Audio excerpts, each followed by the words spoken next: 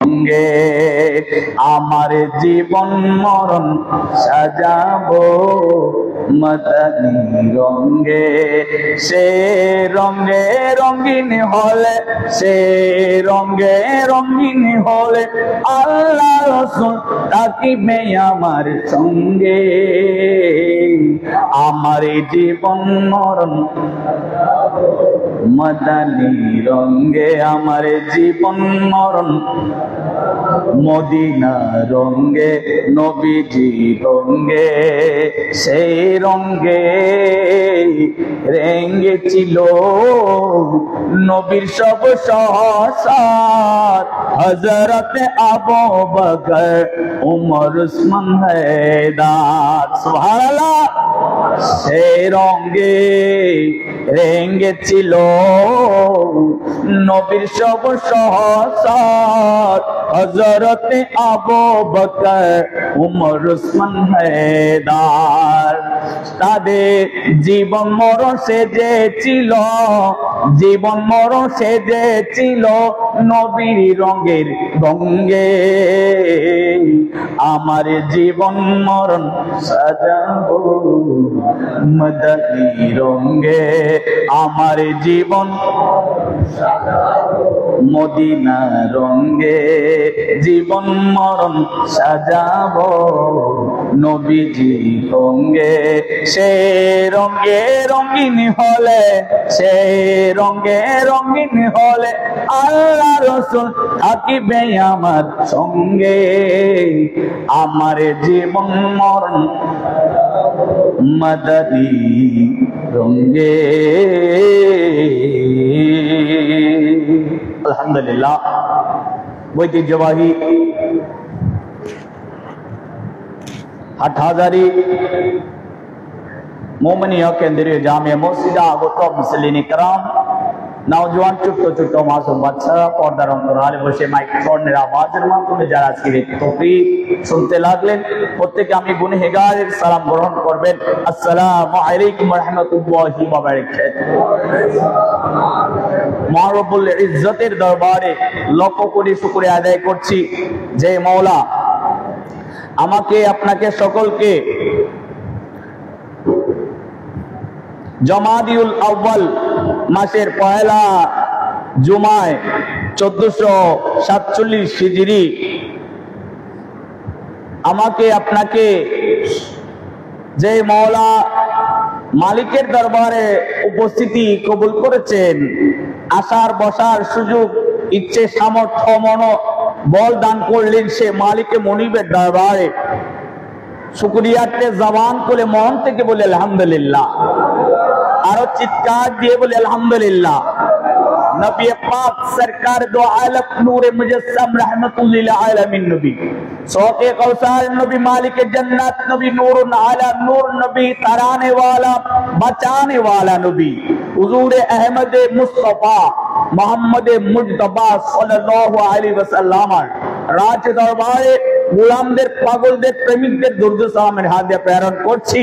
আল্লাহ এই গোলামদের পাগলদের প্রেমিকদের দরুদ সালামের হাদিয়া আমার নবীর রওজায়ে আতহারে পৌঁছায় দিন, জোরে বলুন আমিন। আল্লাহ বলছেন, আমি একটু করে আয়াতে কারিমা তেলাওয়াত করছিলাম, মদিনা ওয়ালা হুজুর জয়নুল্লাহ মুমিন শাহ এবং আপনাদের মুরব্বিয়ানে কেরামদের যদি দয়া হয়, পীর মুর্শিদের দয়া হলে অত্র আয়াতের কিঞ্চিত আলোচনা করব। আল্লাহ আমাকে আপনাকে সকলকে বুঝার এবং মেনে চলার তৌফিক দান করুক, আমিন। আল্লাহ বলছেন বিসমিল্লাহির রহমানির রহিম, সূরা আনফালের 11 নম্বর আয়াতে, ওয়ায়ুনজিলু আলাইকুম মিনাস সামাই মাআন, আল্লাহ আসমান থেকে জমিনে পানি বর্ষণ করে, ঠিক কি না? আল্লাহ আসমান থেকে জমিনে পানি দেয়, সুবহানাল্লাহ। আসমান থেকে জমিনে পানি দিলে অনেকের খারাপ লাগে, আবার অনেকের ভালো লাগে, কৃষকগণ খুশি হয়, ঠিক কি না? আবার অনেকে ঘর থেকে বের হতে পারে না বলে, রাস্তাঘাট কাদা হয়ে যায় বলে মনের মধ্যে পেরেশানি দুঃখ আনে, কথা বলুন ঠিক কি না? আল্লাহ বলছেন আমি আসমান থেকে জমিনে পানি পেলি, এগুলো কেন পেলি তোমরা কি জানো? আল্লাহ জানি না, একটু জানাই দেন। আল্লাহ বলেছেন কিরকম, আমি তোমাদেরকে পবিত্র করার জন্য। আমরা একটা গল্প পড়ছিলাম মাদ্রাসার লাইফে যে বিড়াল বৃষ্টি পড়লে তার অনেক খারাপ লাগে, বলে বৃষ্টি পড়লে আমার অনেক খারাপ লাগে, না পড়লে ভালো লাগে। যে সব সুন্দর সুশৃঙ্খল থাকে, যে দিক মন চায় সেদিক বের হতে পারি, এখন বৃষ্টি পড়লে তা আর পারি না। বৃষ্টি হচ্ছে না, অনেক দিন বৃষ্টি হচ্ছে না, ঘাস পর্যন্ত হলুদ হয়ে গেল, এখন সে আর কিছু খাইতে পারে না, চলতে পারেন না, মানুষজন হাহাকার হয়ে গেছে। এখন উনি বলতে লাগলেন যে ওনার মনের বৃষ্টি হলো, বৃষ্টি হওয়ার পর তাকে এই যে মাঠের সবুজ একটা আবরণ হয়ে গেল যে খড়ের মাধ্যমে। তো একে বিড়ালকে জিজ্ঞেস করা হলো তোমার এখন কেমন লাগে, বলে আগের চেয়ে অনেক ভালো লাগে। তাহলে বোঝা যায় বৃষ্টি আল্লাহর পক্ষ থেকে নিয়ামত। কথা বলুন ঠিক কিনা? বৃষ্টি পড়লে অনেকের মন খারাপ হয়, মন খারাপ লাগে, মন খারাপের কোনো কারণ নাই, কারণ আল্লাহ তো বেহতর জানে কোন সময় কি প্রয়োজন, ঠিক কিনা? বৃষ্টি না হলে ফসল হবে না, ফসল না হলে মানুষ বাঁচবে না, ঠিক কিনা? আল্লাহ বলছে ফসলের চেয়ে আমি আরেকটা কারণে বৃষ্টি বর্ষণ করি। আল্লাহ কি কারণ? আল্লাহ বলেছেন মানুষদেরকে পবিত্র করার জন্য বৃষ্টি বর্ষণ করি।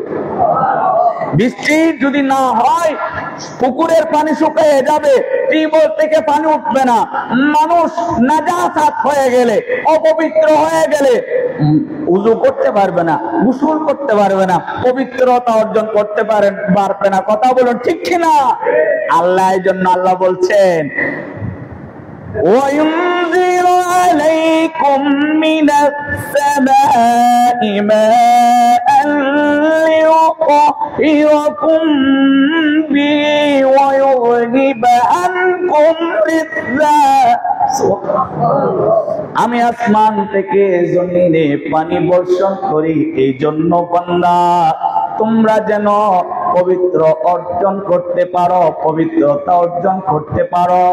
তোমাদেরকে পবিত্র করার জন্য আমি আল্লাহ আসমান থেকে জমিনে বৃষ্টি বর্ষণ করি। وَيُذْهِبَ عَنكُمُ الرِّجْزَ الشَّيْطَانِ, এবং বান্দা তোমাদের থেকে শয়তানের কুমন্ত্রণা দূর করার জন্য ব্যবস্থা করি। দেখেন, মানুষ যদি অপবিত্র অবস্থায় থাকে, মানুষের ভিতর শয়তানের কুমন্ত্রণা ঢুকে। মানুষ যদি অপবিত্র অবস্থায় থাকে, মানুষের গোসল ফরজ হয়েছে, অপবিত্র অবস্থায় থেকে গিয়েছে, ওনার ভিতর শয়তানে ওয়াসওয়াসা দিবে। শয়তানে কি দিবে? জোরে বলেন। ওয়াসওয়াসা। ওয়াসওয়াসা মানে কুমন্ত্রণা। সে গুনার দিকে ধাবিত হবে, তার মন বলবে গুনার দিকে একটু যাই। আল্লাহ বলছেন আমি পানি দিয়েছি, তুমি অপবিত্র হওয়ার সাথে সাথে পবিত্রতা অর্জন করে নাও। বসে পাক আব্দুল কাদের জিলানী উনি রাত যাপন করছেন, রাত যাপন করতে গিয়ে স্বপ্ন দোষ হয়ে গেল। বেয়াদবি মাফ করবেন, স্বপ্ন দোষ হয়ে গেল। হুজুর বসে পাক উঠে গোসল করে নিলেন, গোসল করে পবিত্রতা অর্জন করে নামাজ পড়ে আবার ঘুমাইলেন, আবার স্বপ্ন দোষ হলো। হুজুর বসে পাক তৎক্ষণিক উঠে, গভীর শীত, অনেক শীত, শীতে কনকন করে ওই পুকুরের মধ্যে ডুব দিলে মাংস মনে হয়ে ঝরে যায় এমন অবস্থায় ফাজাতুল আসরার কিতাবের মধ্যে এসেছে হুজুর বসে পাক তখন গোসল করে নিলেন। এভাবে 7 বার স্বপ্ন দোষ হয়েছে। হুজুর বসে পাক এক পর্যায়ে বলে আর ঘুমানো যাবে না, শয়তান ডিস্টার্ব করে, আর ঘুমানো যাবে না, আমি এখন নামাজে দাঁড়িয়ে যাই। হুজুর বসে পাক তখন থেকে দাঁড়িয়ে সারা রাত নামাজ পড়েছে। হুজুর বসে পাক থেকে শিক্ষা লাভ করেন, এ বান্দা কখনো অপবিত্রতা হয়েছেন, এই অপবিত্রতা যখনই হয়েছেন পবিত্রতা অর্জন করে নিতে হবে। ঠিক কি না? আমরা যখনই অপবিত্র হব তখনই আমরা পবিত্রতা অর্জন করে নিব। আমরা রাত 12টায় অপবিত্র হয়েছি, আমি যদি সকাল 6টায় গোসল করি, এটা মাঝখানে যে সময় রয়েছে এটার উপর আপনার উপর লানত হবে, কুমন্ত্রণ আসবে শয়তানের পক্ষ থেকে। আমি রাত 3টায় পবিত্র হয়েছি, আমাকে রাত 3টায় পবিত্রতা অর্জন করে নিতে হবে, না হয় শয়তানের ওয়াসওয়াসা আসবে। আয়াতে কারিমা বলছেন ওই জীবানকুম রিজিজাস শাইতান, আমি তোমাদেরকে পবিত্রতা অর্জন করাচ্ছি এই জন্য তোমাদের থেকে শয়তানের কুমন্ত্রণ যেন চলে যায়। সালা দুনিয়া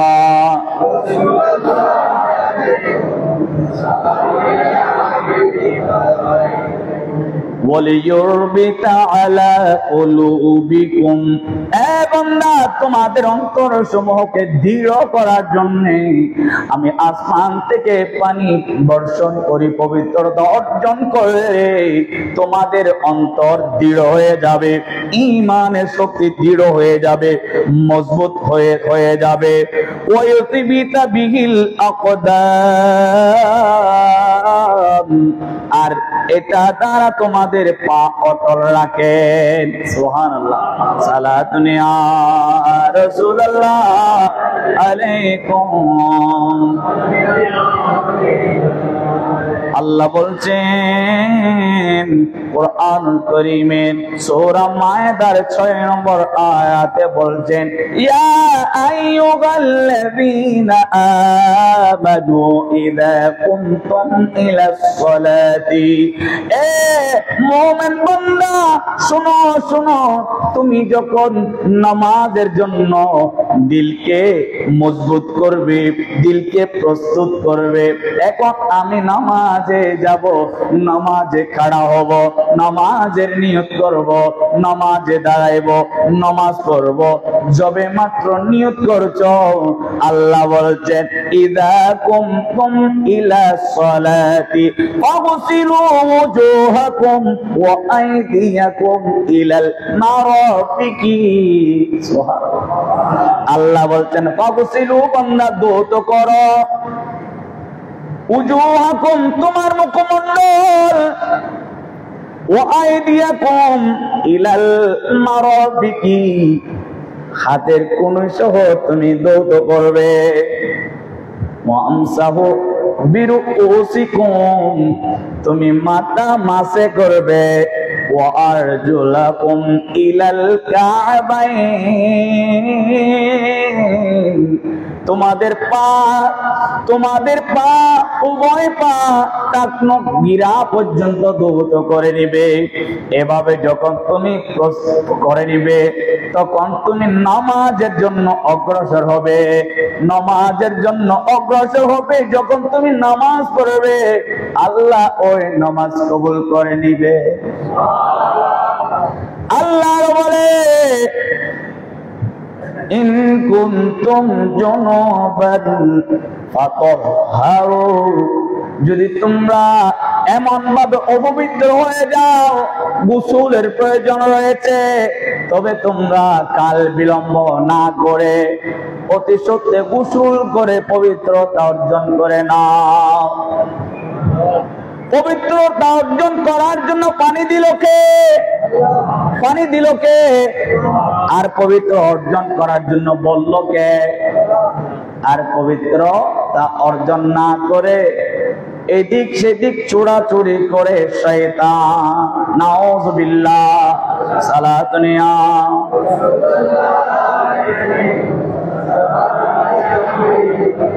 আমার নবী সরকার দো আলম এর হাদিসে পাক মুসলিম শরীফ 1 নম্বর খণ্ডে ইরশাদ করছেন ক্বালাল্লাহ ক্বালা রাসূলুল্লাহ সাল্লাল্লাহু আলাইহি ওয়াসাল্লাম লা তুকবালুস সালাতু বিগাইরি তুহুরিন, পবিত্রতা ব্যতীত নামাজ পড়লে আল্লাহ দরবারে নামাজ কবুল হবে না।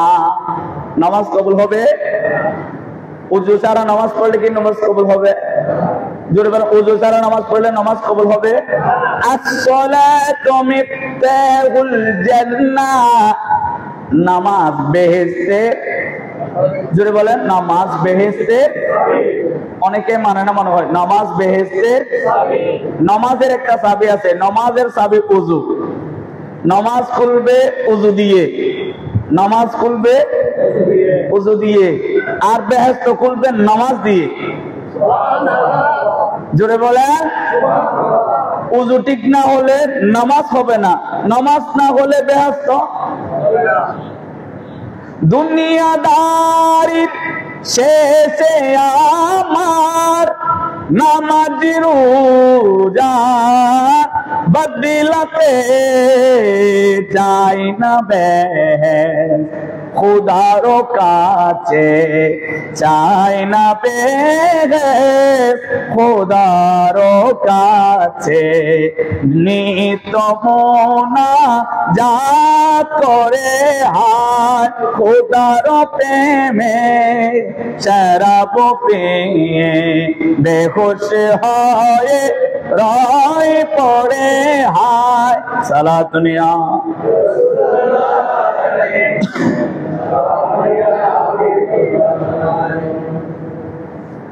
এজন্য আগে আমার ওযুটা ঠিক করতে হবে। ওযু অনেকে ওযু বানায়, শীতকালের সময় ওযু বানায় না, কোন রকম ধুয়ে চলে আসে। দেখবেন শীতকালে আপনি কাপড় পরে ডুব মারছেন, উঠছেন, কিছু কিছু জায়গা শুকনো রয়ে গেছে, আছে না নেই? অথচ আপনি পুকুরের মধ্যে ডুব দিছেন, একটা অঙ্গও বাকি নাই যেটা ডুব মারাবে দিত, ঠিক কিনা? মানে উঠাইলে দেখা যায় কিছু অংশ কি রয়েছে, শুকনা রয়ে গেছে। দেখেন উযুর সময় যদি একটা অসম শুকনো থাকে, উযু হবে? ফরজ গোসল, ফরজ আপনার গোসল ফরজ হয়েছে, পুরো শরীরের যদি একটা অঙ্গ শুকনা থাকে, এক গোসল আদায় হবে? আপনি আদায় হয়েছে মনে করে নামাজে দাঁড়িয়ে গেলেন, আপনার নামাজ হবে? আপনি গুনাহগার হয়েছেন, গুনাহগার হয়েছেন। আসছেন আল্লাহকে রাজি করতে, নামাজের মাধ্যমে আল্লাহকে রাজি করতে আসছেন, কিন্তু নামাজে আল্লাহ আপনার বিরুদ্ধ হয়ে গেছে। নাউযুবিল্লাহ। সালাত দুনিয়া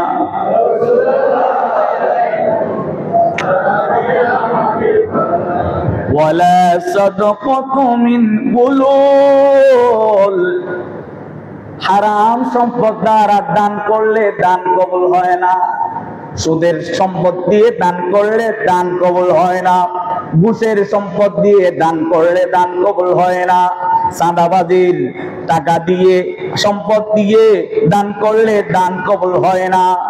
এভাবে মানুষের ঘর থেকে চুরি ধরে, অস্ত্র ধরে, ডাকাতি করে টাকা এনে এই টাকায় পাপ হয়েছে বলে ওখান থেকে যদি কিছু টাকা আমি দান করি, পাপ মনে হয় কমে যাবে, এটা মনে করে দান করলে দান কবুল হবে?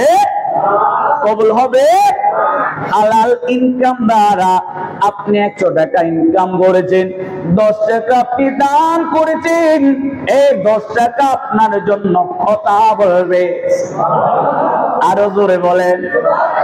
আমার নবী বলেন, লা তাকবালু সালাতি বিগাইরি তুহুরি, ওযু ব্যতীত নামাজ হয় না, ওয়ালা সাদাকাতু মিন গুলুল, হালাল সম্পদ হারাম সম্পদ দ্বারা দান করলে দান কবুল হয় না।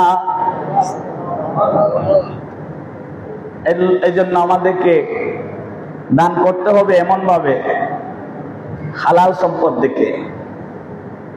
আমি হারাম সম্পদ থেকে এনেছি, মনে হয় এটা আমার জন্য গজব এসেছে, গজব থেকে আমি দান করে দিলাম একটু নাজাত পাওয়ার জন্য।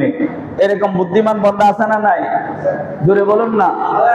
আছে তো, যে আমি চাঁদাবাজি করে টাকা নিয়েছি, এই টাকা আমার জন্য গজব এসেছে, পরিবারের জন্য গজব এসেছে, এখান থেকে যদি আমি দান করি, উনি বড় তো চলবে কিন্তু কবুল হবে?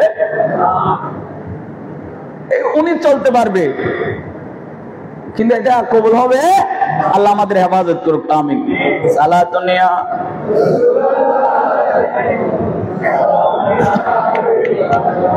ওয়ান আবি হুরায়রা রাদিয়াল্লাহু তাআলা আন قال قال رسول الله صلى الله عليه وسلم الا ادلكم على ما يمحو الله به خطايا ويرفع بالدرجات যে বান্দা উঁচু অবস্থায় থাকে এই বান্দার সমস্ত ভুল অন্যায় আল্লাহ মাফ করে দেয়। আল্লাহ তার দিন মর্যাদা সম্মান বুলন্দ করতে থাকে। দেখেন উঁচু অবস্থায় থাকলে আল্লাহ তার গুনাহ মাফ করতে থাকে এবং তার মর্যাদা বাড়াইতে থাকে। আমাদের উঁচু অবস্থায় থাকার দরকার আছে না নেই? জোরে বলুন, হাত তুলে বলেন আমরা উঁচু অবস্থায় থাকতে চাই কিনা? সর্বদা উঁচু অবস্থায় থাকার চেষ্টা করতে হবে আমাদের। থাকলে আল্লাহর অশেষ মেহেরবানি দয়া আমাদের হবে। আল্লাহ কবুল করুক, আমিন। সালাতুনিয়া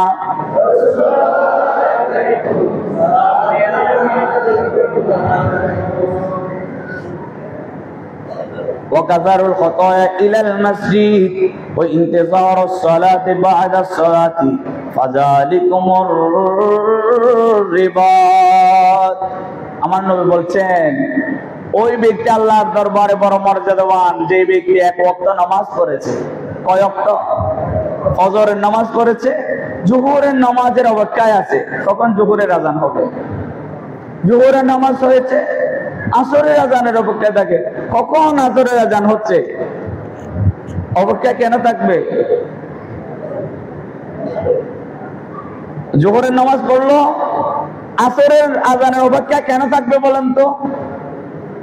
মির্জাপুরের মানুষ বোঝে না। আযান কোন ব্যক্তি আযানের অপেক্ষা করে? যে ব্যক্তি আযানকে গুরুত্ব দেয়। আযানকে কিভাবে গুরুত্ব দেওয়া যায়?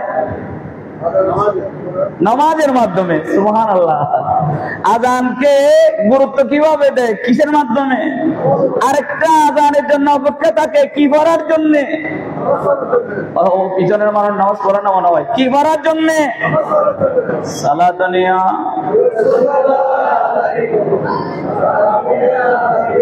ওয়ান আবি আইয়ুবা রাদিয়াল্লাহু তাআলা قال سمعت আমি শুনেছি আমার নবী বলতে ইয়াকুলু মান তাওয়াদ্দা কামা উমিরা ওয়া সাল্লা কামা উমিরা গুফিরা লাহু মা কুতিবা মিন আমালি।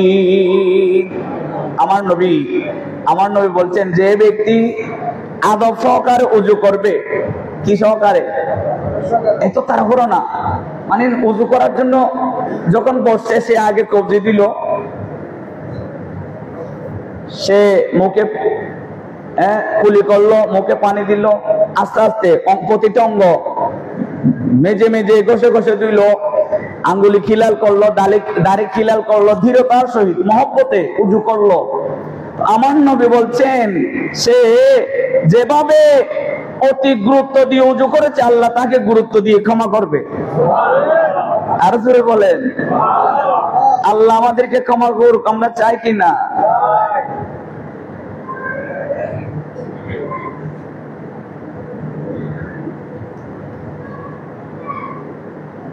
وعن أبي بن كعب رضي الله تعالى عنه أن النبي صلى الله عليه وسلم قال للوضوء شيطان এ সাহাবা তোমরা পানির অপচয় করবে না।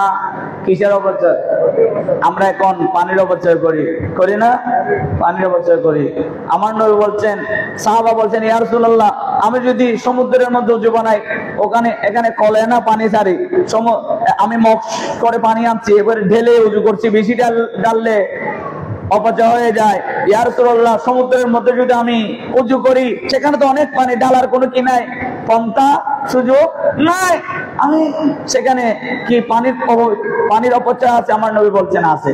তোমার একটা অঙ্গ তিনবার ধোয়ার জন্য বলা হয়েছে, তিনবার ধুইলে সুন্নত আদা হয়ে যাবে, ঠিক কিনা? আপনি এখানে 4 বার 10 বার ধুচ্ছেন, এটা পানির অপচয় হয়। কিসের অপচয় হয়? পানির যতটুক প্রয়োজন অতটুক ব্যবহার করবেন, বাকি যদি ব্যবহার করেন এটা অপচয় হবে। কি হবে? এখানে পানির কল ছেড়ে দিচ্ছি, আমি উজু করছি, পানি পড়ে যাচ্ছে, এই পানিগুলো যে পড়ে যাচ্ছে পানিগুলো কেউ ইউজ করতে পারবে, ব্যবহার করতে পারবে? পানিগুলো দিল কে? কার জন্যে? বান্দার জন্যে। কার জন্যে? আমি যদি 2 বান্দার পানি 1 বান্দায় ব্যবহার করে ফেলি, অপচয় হলো না? এই জন্য আমার নবী বলছেন, এ বান্দা তোমরা পানির অপচয় থেকে বেঁচে থাকবে। পানির অপচয় থেকে কি থাকবে? বেঁচে থাকবে। এটা পবিত্রতা অর্জন করার জন্য পানি ব্যবহার করছো। আল্লাহ বলছেন তোমাদেরকে পানি দিয়েছেন, অগায়া পানি, যাই ইচ্ছা তাই ব্যবহার করছো, হবে না। যতটুকু প্রয়োজন ততটুকু ব্যবহার করতে হবে। আল্লাহ আমাদের বোঝার তৌফিক দান করুন। ওয়াকালা রাসূলুল্লাহ সাল্লাল্লাহু আলাইহি ওয়াসাল্লাম, আসওয়াকু মাতহারাতুল লিল ফাহমি মারদাতুন লিররাব্বি। আমার নবী বলছেন, এ বান্দা মেসওয়াক ব্যবহার করো। মেসওয়াক ব্যবহার করলে মুখ পবিত্র হয়। মেসওয়াক ব্যবহার করলে কি পবিত্র হয়? মুখ থেকে গন্ধ আসবে, গন্ধ আসবে। কারো মুখে গন্ধ আছে রমজান ব্যতীত, রমজানের কথা আল্লাহ ভিন্ন বলেছেন। কারো মুখ দিয়ে গন্ধ আসে, সেই যখন আপনার সাথে কথা বলতে চায় আপনি বারবার মুখটা ফিরে এনেন, আছে না নেই? এভাবে অনেক মানুষের দুর্গন্ধ আছে না নেই? দুর্গন্ধ এটা খারাপ না। এটা মনে করেন আপনি যদি মেসওয়াক করেন, ভালো করে ব্রাশ করেন, আমি অন্যজনের কাছে দাঁড়াইবো, সে আমার কথা শুনবে, আমার এই গন্ধের কারণে যদি তার কষ্ট হয়, এটা একটা গুনাহের কারণ। এটা একটা কিসের কারণ? গুনাহের কারণ। আমার নবী বলছেন মুখটা পবিত্র করতে তোমরা মেসওয়াক করো। এখন মেসওয়াকের প্রবণতা ছেড়ে দিয়েছি। আমরা মেসওয়াক করলে বলে ওয়াহাবি, বলে না? ওয়াহাবিরা মেসওয়াক বেশ করে। আমি মেসওয়াক করলে, আরে না, মেসওয়াক করবেন। মেসওয়াক করলে রাসূল পাক সাল্লাল্লাহু আলাইহি ওয়াসাল্লামের সুন্নাহ, এবং মেসওয়াকের মধ্যে অনেক উপকারিতা রয়েছে, যে আপনার দাঁত অতি দ্রুত পড়বে না, দাঁতের মাড়ি শক্ত হবে, গোড়া শক্ত হবে, রক্ত পড়া পুঁজ পড়া বন্ধ হয়ে যাবে। তো মুখটা যখন পবিত্র হয়ে যাবে, এটা আল্লাহ সন্তুষ্টির একটা মাধ্যম। সুবহানাল্লাহ। এটা আল্লাহ সন্তুষ্টির একটা কি? মারদাতুল লিররাব্বি, যে এটার মাধ্যমে প্রতিপালক আপনার উপর কি হয়ে যাবে? সন্তুষ্ট হয়ে যাবে। আল্লাহ আমাদের প্রতিপালককে সন্তুষ্ট করার তৌফিক দান করুন। ক্বালা রাসূলুল্লাহ সাল্লাল্লাহু আলাইহি ওয়াসাল্লাম, লাউলা আন আশাক্কু আলা উম্মতি, আমার উম্মতের কষ্ট হবে বিদায়। সুন্নাত বানছে নামাজের, আমাদের যখন বয়ান চলবে আপনারা সুন্নাত করবেন না, আমি আরেকবার বলছিলাম, কারণ বয়ানের পর একটা সুন্নাতের সময় দেওয়া হয়, হয় না? সুন্নাতের একটা সময় দেওয়া হয়, সেই সময় আপনার সুন্নাত করবেন। এখন যে আমি বয়ান করছি আপনার কানে যাচ্ছে, আপনার নামাজ বারংবার ছুটে যাওয়ার আশঙ্কা আছে, ঠিক কি না? তখন আপনি যদি দায় করেন হুজুরের জন্য নামাজ পড়তে পারি না, হবে? জোরে বলুন, হবে? এটা আপনার দায় যে আমরা সুন্নতের জন্য একটা সময় দিচ্ছি। আল্লাহ কবুল করুক, আমিন। আল্লাহ বলছেন, লাউলা আন আশাক্কু আলা উম্মতি, আমার উম্মতের কষ্ট হবে তাই এটা করে নাই। ইয়া রাসূলুল্লাহ, কি? লা আমরুতুহুম বিসসিওয়াকি মাআ কুল্লি সালাত, না হয় আমি বলতাম, আমি নবী আদেশ দিতাম প্রতিটা নামাজের ওয়াক্তে যখন তুমি উযু করো ওই সময় মিসওয়াক করে তুমি উযু করবে। এটা উম্মতের কষ্ট হবে, এজন্য আমার নবী জোর তাকিদ দিয়ে বলে নাই। আমার নবী যদি জোর তাকিদ দিয়ে বলতো এটা সুন্নাত, এটার নাম ঈমান। আমার নবী তাহাজ্জুদের নামাজ পড়ছেন, প্রতিদিন পড়ছেন।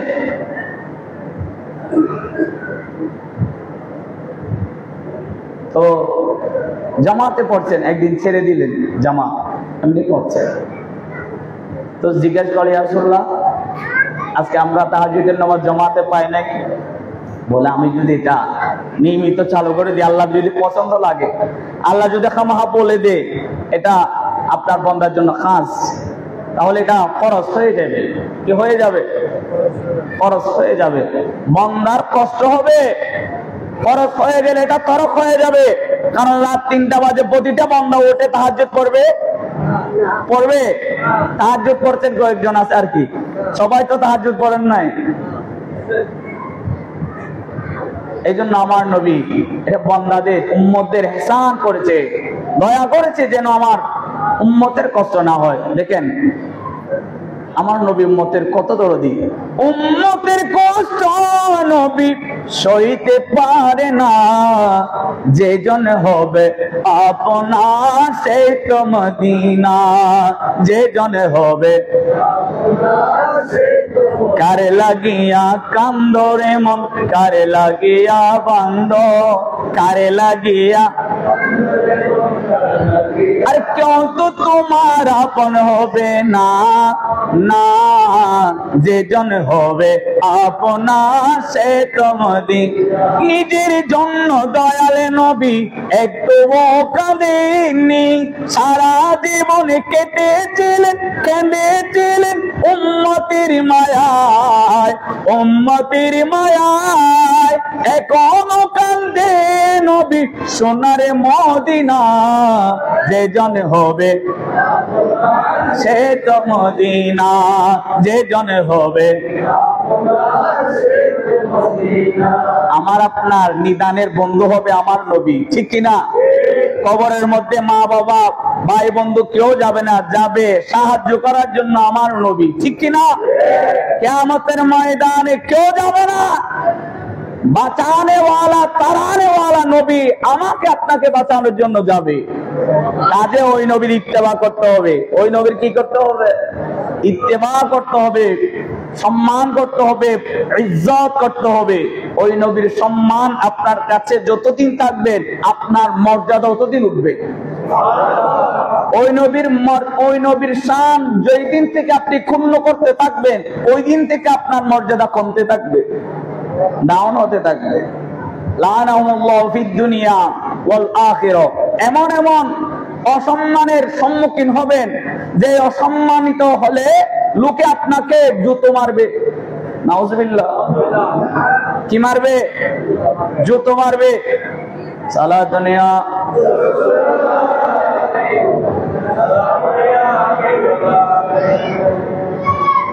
قال رسول الله صلى الله عليه وسلم ما منكم أحد يتوضأ فيبلغ أو فيسبغ الوضوء। আমার নবী বলছেন তোমাদের যে কেউ ওযুকে পরিপূর্ণ সম্পূর্ণ করে অতঃপর বলে আশহাদু আল্লা ইলাহা ইল্লাল্লাহু ওয়াহদাহু লা শারীকা লাহু ওয়া আশহাদু আন্না মুহাম্মাদান আবদুহু ওয়া রাসূলুহু। সুবহানাল্লাহ। যে ব্যক্তি এই কথা বলবে, ওযু শেষ করছেন, ওযু শেষ হওয়ার পর বলছেন আশহাদু আল্লা ইলাহা ইল্লাল্লাহু ওয়াহদাহু লা শারীকা লাহু, এই কালমায়ে শাহাদাত আসমানের দিকে তাকিয়ে পড়বেন। পড়লে তার জন্য একটা ফায়দা রয়েছে। ইয়া রাসূলুল্লাহ কোন ফায়দা? আমার নবী বলছেন ইল্লা ফুতিহাত লাহু আবওয়াবুল জান্নাতি সামানিয়াতি ইয়াদখুলু মিন আইনিহা শাআ। তার জন্য জান্নাতের 8টি দরওয়াজা খুলে দেওয়া হবে। যে ব্যক্তি ওযু করে পরিপূর্ণভাবে মহব্বতের সহিত ওযু করে আসমানের দিকে তাকিয়ে কালেমায়ে শাহাদাত তালকিন করবে, পড়বে, তার জন্য জান্নাতের 8টি দরওয়াজা খুলে দেওয়া হবে, 8টি দরওয়াজা উন্মুক্ত করা হবে এবং সেই বান্দা যে দরওয়াজা দিয়ে যাইতে চায় সে নিশ্চিন্তায় নির্দ্বিধায় সেই দরওয়াজাকে ঢুকতে পারবে। আমাদের ওযু করার দরকার আছে না নেই? আমাদের পবিত্র হওয়ার দরকার আছে না নেই? আল্লাহ কবুল করুক, আমিন। দোয়া চেয়েছে খাদিজা বেগম, অনেক রেট হয়ে গেছে, আমাকে একটু সিগন্যাল দিলে ভালো হতো। খাদিজা